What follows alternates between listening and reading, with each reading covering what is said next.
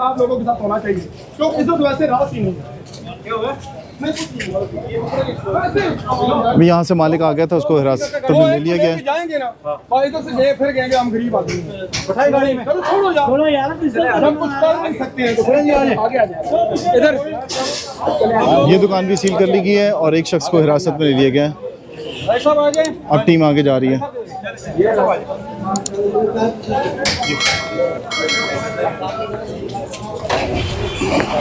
चले यार, फालतू आदमी जाए यार, जी साइड हो जाए, बाकी सारे लोग अपना अपना काम करो यार। ये देखिए वैसी दुकानें बंद हो रही हैं, तो वैसे क्यों बगैर किसी वजह के दुकानें बंद कर रहे हैं लोग। आप अपना काम करें, कोई चीज आएगी उसको सील करेंगे। बार बार डीएम में ये कह रही है कि अगर सामान बाहर होगा तो तब आपके खिलाफ एक्शन लिया जाएगा, लेकिन लोग इसके बावजूद भी अपनी दुकानें बंद करके जा रहे हैं यहाँ से।